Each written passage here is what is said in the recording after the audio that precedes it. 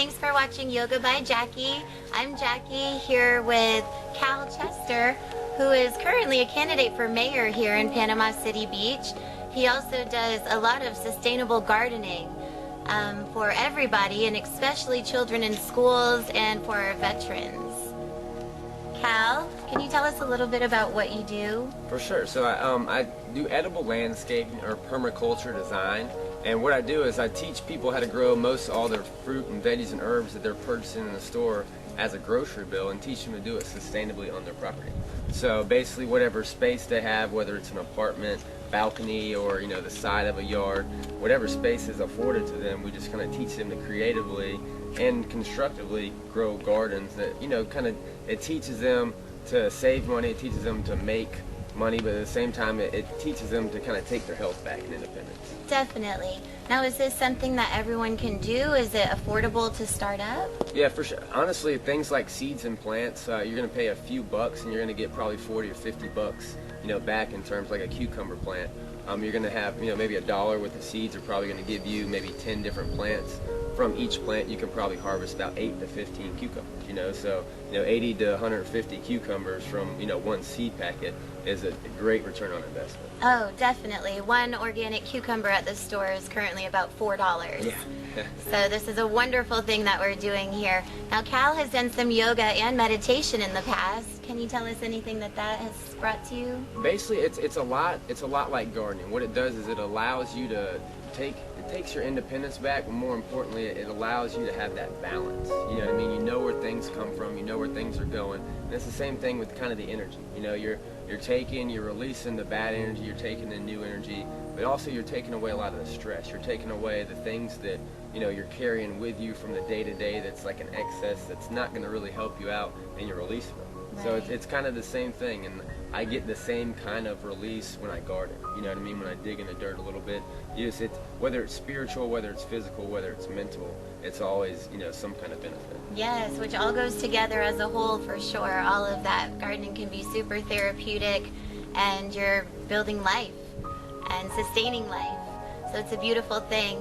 We're going to give you a shot around the garden. It's just now very, very early spring, end of winter, but soon this whole garden will be in full bloom. And this is only one of Cal's spaces. He has some land just away from here and has already been in the schools teaching the children how to garden and plant. And it's just a very sustainable, beautiful, positive thing that we're hoping gets even bigger worldwide. What's your whole goal, Cal, if you became mayor? Honestly, most of my platform is premised on independence, where there's individual rights. But in order to have individual rights, you have to know how to do things. So a lot of people don't know we actually import 70% of our food in North America. So it's great to have things made in America, but at the same time, if Americans don't know how to produce the things they consume, you're always going to have that gap. And I think one of my main premises too is to take people from a consumer and turn them into a customer. If you realize there's more than 4 or 5 apples that not only are available, but you can grow them on your own property, and then you have a different season, and you have different uses and tastes for oranges, and it's not just what's given to you. It's kind of the the running theme, not just what's in front of your face, but you would demand more, whether it's from yourself or whatever your supply is. That's really exciting. That's really cool. So this isn't just one apple tree, one kind of lettuce. It goes so much deeper than that. Cal just let me try some of his, what kind of spinach was that? Okinawa spinach from Okinawa, Japan. So. Absolutely beautiful, purple on one side, clean out of the garden, no pesticides, just like everything here, and very, very nutritious, even more than kale. So, and that's growing right here, right now.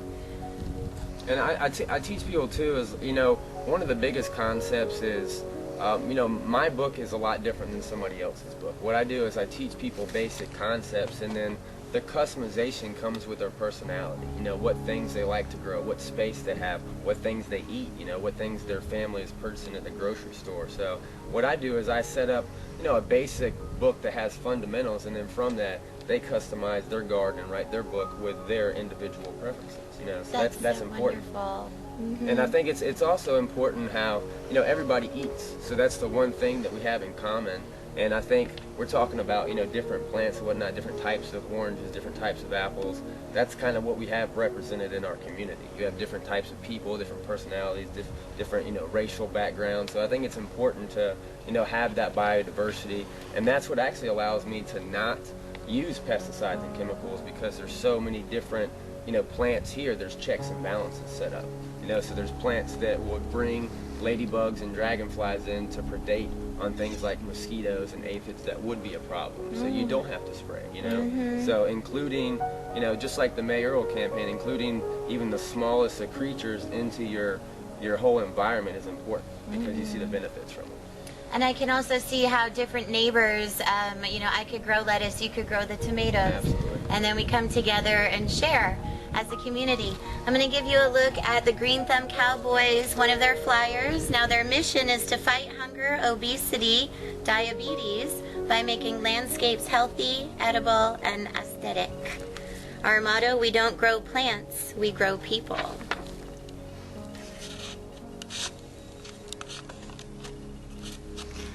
And tell us how people can get a hold of you. Right, so we have a website at greenthumbcalboys.com. Calboys is spelled C-A-L-B-O-Y-S.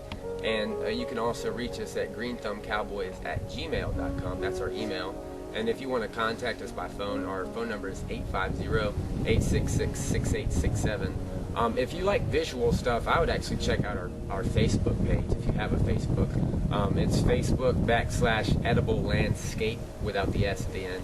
And basically what it has is a few videos, mostly pictures, the, you know, stuff, what it looks like when it blooms, you know, what the kind of the cycles, what to expect, maybe some pest identifiers, you know, things like that. They're just helpful for people starting out their gardens, maybe looking at these. And can people purchase your organic food? Absolutely. So we just now on this property, you know, it's 0.2 acres. On this property alone, we had over 15 grand of overproduction. I fed 2 people, and then we produced 15 grand of overproduction. So we have multiple properties. We've just now started selling back to the local markets, at fresh markets and farmers markets right now. We actually work with a few restaurants, Firefly and Finn's, that are local, you know, fresh ingredients, stuff they can't That's find, awesome. and organic, you know. So it gives the local markets a little bit a cheaper supply, but at the same time it gives us a reinvestment back into the garden, to where if we're spending time or money, we can use that money to pay ourselves back, you know. Definitely. Well, this is so wonderful. Ever since I've known Cal, he's been a very productive, positive person, and we're really excited to keep this going and just keep spreading the love, spreading the seeds and the health. We'll take a little tour around the garden. Absolutely. Let's do go. it. And we'll be right back. Take 2. Hi guys, this is Jackie and I'm here with Cal. We're here with American Hearts Radio, Web TV, taking a tour of Cal Chester, candidate for mayor of Panama City Beach, his garden. Cal, can you show us where we are right now? How you guys doing today? So right now we're in the citrus grove, and we have about 9 or 10 varieties of different citrus. So anything from lemons in the back right here to there's about 6 or 7 varieties of oranges and tangerines in the middle, all the way to grapefruits on the side over there. And you know what it does is it actually sets up a different season. So instead of getting all my oranges at one time, you know, for one use, like, you know, fresh picking, I get 3 or 4 months worth of oranges in a different use. So some are better for fresh picking, some are better for juices, and some are better for jellies and marmalade and whatnot. So what it does is it gives me as a customer the ability to, you know, pick the fruit when I want to. Oranges stay on the tree for me, you know, maybe 3 or 4 months afterwards. So it gives me the ability not to have to harvest at once, but also have different tastes and use. So I can kind of pick and choose when and what I want to use it for. That's wonderful. Sounds delicious. I'll be back to try those. And we've got other areas of the garden as well, right? Sure. Such as? So within this little area, what you do is you set up sunlight. So things like subtropical plants are going to look like a little bit more sunlight than temperate plants. So from the start, we have a temperate canopy plant over there, which is the mulberry tree, and basically it lowers the light level for all the rest of these guys. So the citrus get about 6 to 8 hours of light. The mulberry will get about 10 to 12, and all basically running down to the bottom layers, they'll get about maybe 4 to 6 hours of light, so they don't get scorched. So running on down, you have the mulberry, the orange trees, the groves, and you have things like the pomegranates and the pineapple guavas all the way down to strawberries on the floor. So what you do, you basically set up a layer system with light, with nutrients, with pest interaction. Basically everything is working as a network together, but more or less in a small amount of space. You can fit, you know, probably with dooryard gardening, which is, you know, you cut off the top of the plant and keep it kind of small. It makes sense more for backyards because, you know, you have a limited amount of space. So in a space where I could, you know, maybe have one tree in a grove that's 30 feet, I fit maybe 5 or 6. And like I said, it makes more sense for a backyard gardener because you have a longer season and different uses for different trees. Well, cool. We'll move over to a different section, and you can check out some other different species of plants that you're growing back here. Perfect. Let's go. We'll be right back. And we're on the side of the house at Calvin's place where Jackie's smelling the flowers. Delicious. This is a plum flower, and from these 4 plums right here, I actually got about 700 plums last year. Wow. So even in a dooryard plant, you can see each one of the spokes has a ton of flowers on it. Probably about 1 out of every 10 flowers will actually set fruit. So I'll probably have anywhere about 1,500 flowers actually come out, and from that maybe 100, 150 will set fruit. And as you were mentioning, it's beautiful as well, just like the peach tree. So we have flowers. This is really pretty on the side of the house, but for sure, and that 700 plums as and well. what we're doing is we're looking for production here. We do want, you know, food for sure. That's why we're growing it. But we also want aesthetics. You know, we want it to look good. We're competing with other landscape companies that are putting stuff in just for, you know, curb appeal and just for, yeah. So if we can show people that, hey, these plants are beautiful, but also they're productive. Oh yeah, man, these could replace azaleas and stuff. And that's the thing, you know, and feed them. These guys right here, the pineapple guava, they're a native hedge, so they actually require a lot less maintenance than an azalea and have a lot less pest issues and fungal issues. It's very educational, man. Sure. It really is, and it's so logical. And what, you know, once you realize that you're not, I mean, for instance, these guys, actually the flower, I started growing these guys because the flower fixes insulin levels in diabetics.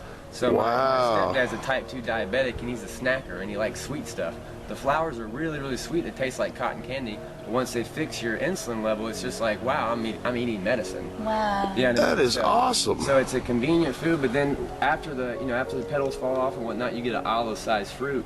It's like I said, it's called a pineapple guava. It tastes between a kiwi and a strawberry, and you can't find them in the store because basically when they fall on the ground is when they're ripe. So maybe a 2 or 3 day shelf life, and you know, commercially. Well, I love strawberries and kiwis, so you'd love them. We got rosemary. Candy, but we know that's not good for you. I'd rather eat a beautiful flower. Yeah, that tastes like cotton candy. Yeah. This just smells good. This rosemary. Plant. You can see back here. This guy actually has a nice little purple and flower. it smells wonderful too. A lot of people don't know it has a nice little flower, and people use these in a garnish in dishes, and you know, it smells great. You know, you can't beat the smell. Once you rub up against this plant, this and mint, you can't really beat the smell of it. It's antibacterial and antifungal, so you know, you can just rub in your hands and it's good for you, you know. So not only nutritious, but adds beauty to your property, and it's healthy. And that's the thing, the herbs especially, they take away your salt need for ingredients. You know, so a lot of people are heavy on salt and ingredients, so if you use things like herbs, they're expensive too. So if you're growing them, you save the money, but you're also saving your health bill in the future, you know, your medical costs, because you're not doing things that are raising your cholesterol, you know, and impeding in your alkalinity and making more acidity, you know, in your blood. This kind of goes along, and I know you've practiced with some of the distilling as well, but I do organic therapeutic grade essential oils, and it is natural health care. Absolutely. And ever since I've been doing that, I feel wonderful. I'm telling you, things like rosemary, you'll see them in ingredients in soaps a lot. I mean, it's antibacterial and antifungal. So, I mean, anything, and it's natural. Most antibacterial stuff is going to either, you know, draw the moisture out of your skin, or it's going to offer you a chemical that your body doesn't naturally, you know, process or have. Things like plants, exactly. Things like plants are the complete opposite. You know? Hello. Today we'll be doing a gentle seated warm-up, connecting breath to movement. Number 1 is always listening to your body. Everything is an offering. There's absolutely nothing that you have to do except breathe. I'm Jackie, and here we go. You can sit directly on the earth, or you can sit on a blanket folded If you don't need a specific Mexican yoga blanket, you can get a beach towel or just anything you can fold to elevate the hips. Or you can sit directly on the earth. This support does help to elongate the low back and spine, neutralize the pelvis. So we always want to start anytime you're sitting with a grounded seat, taking a small cupped hand, reach back and scoot back any extra flesh beneath you towards the back of the mat so that your sits bones ground, or as I say, scoot to find your roots. Hands coming in to find the hips and pelvis. This is a good time to let your eyes close and start to take your attention inward.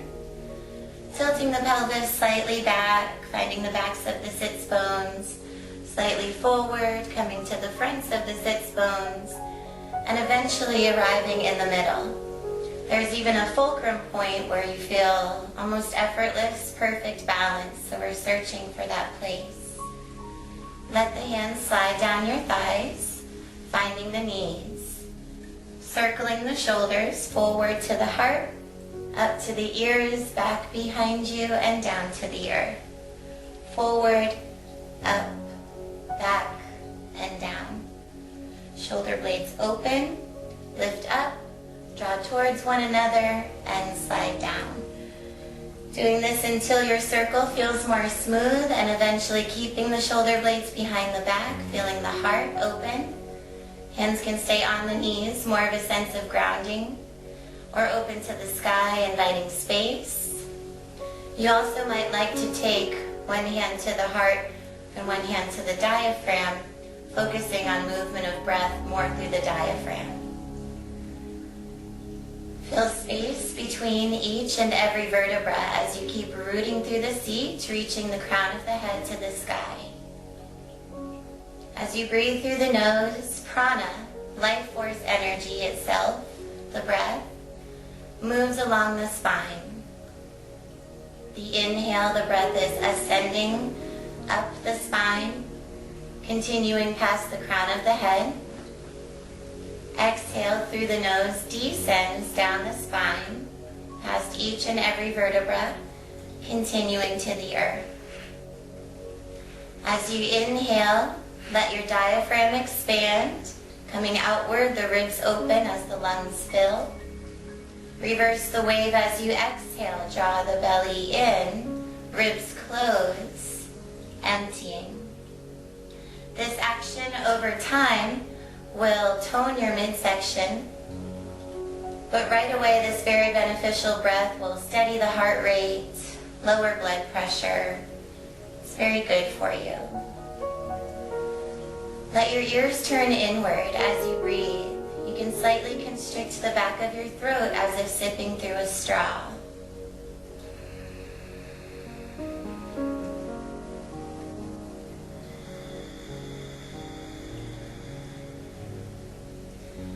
This is also known as an Ujjayi breath, oceanic sounding, victorious breath.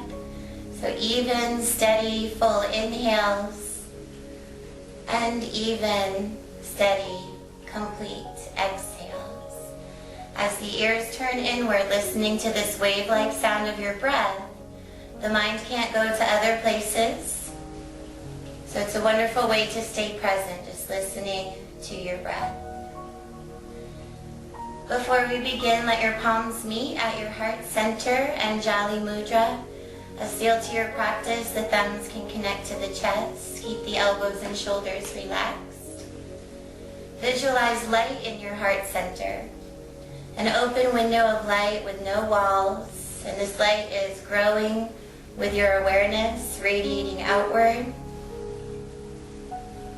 Setting a positive intention for your practice, for your day. Or perhaps there's someone that could use your extra positive energy, and you could dedicate your practice to that person. Letting the hands come down to find the lap. As you inhale, lengthen the spine, sitting tall. And exhale, let the right ear lower to the right shoulder. The eyes can stay closed or they can be softly open at any time throughout your practice. If this feels like enough for you, you can stay. To deepen, add the right arm overhead, middle finger below the earlobe, Left hand on left shoulder, fingers turned inward. The arm overhead is not tugging, rather just resting its weight. As you breathe deeply, visualizing space between the fingertips. Breathing in space and breathing out tension. You're always welcome to stay in any pose longer if you're marinating. And you can either pause this or just join back in when you're ready. The hands come down, finishing your exhale. Inhale, coming up through center. Take a moment to pause here, noticing the difference. It's always good to pause with the breath and attention inward, noticing what you've done, the difference. Breathing in tall and breathing out left ear to left shoulder. Listening to your body and finding the best place for you today. If you'd like to deepen, left arm overhead, middle finger below the earlobe, just resting. Right hand on right shoulder, fingers turned inward. The weight of the arm overhead is enough. No need to tug.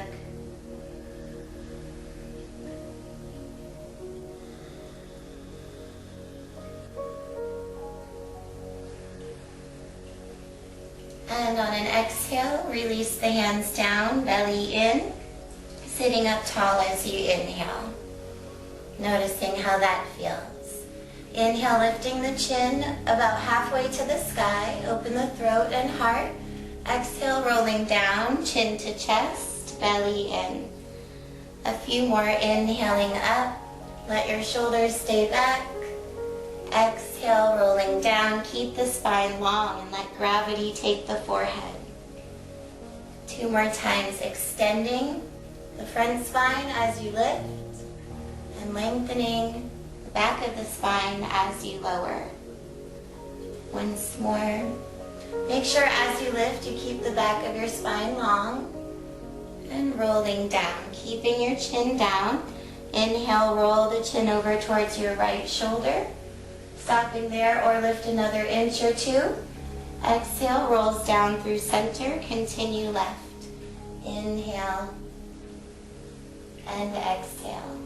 We'll go each way one more time.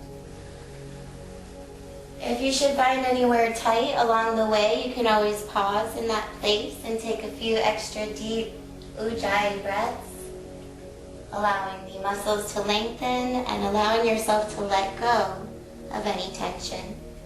Exhaling at center. Inhale, sitting up.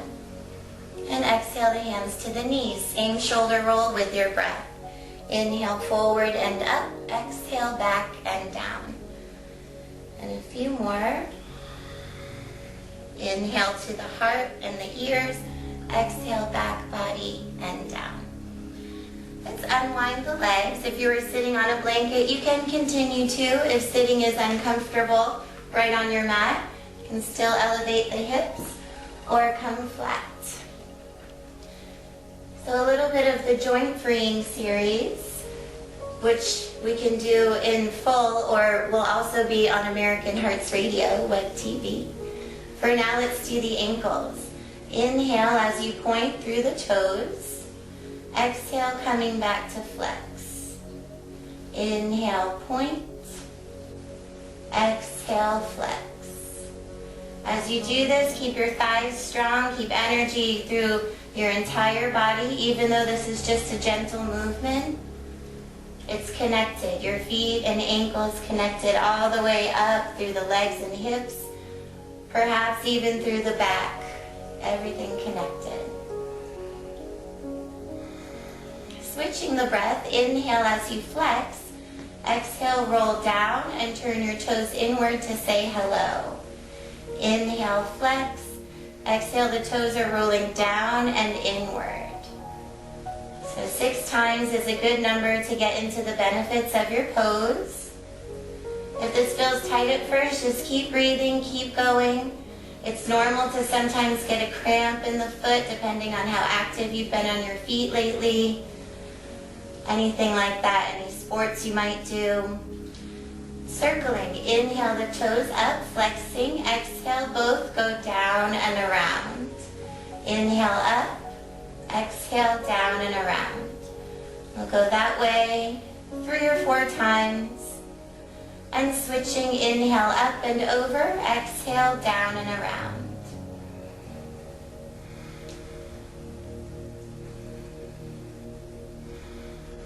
And resting for a moment.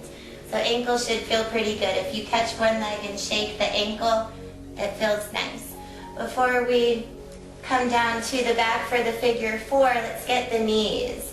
The knees sometimes get overlooked, but this is a great way to keep your knee joints healthy. Inhale as you lift one leg. And exhale, spin your hands, hug the leg into your chest. Inhale, lifting. Exhale, coming in. 6 times.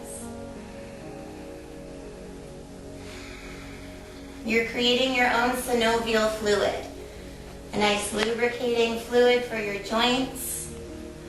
It's something that you can buy in the store. I've been told it's expensive. I've never purchased it myself, thankfully, due to this joint freeing series. Give the leg back, thanking it for being there for you today. Other side, inhale, extend. Exhale, hugging in. Inhale, lift. Exhale, in. Breathing through the entire body, but especially the knee joints.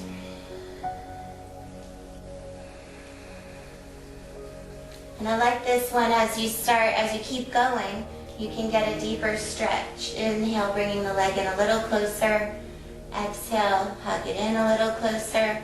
We're starting to awaken the hips as well. Beautiful way to maintain your health, longevity, and overall physical comfort.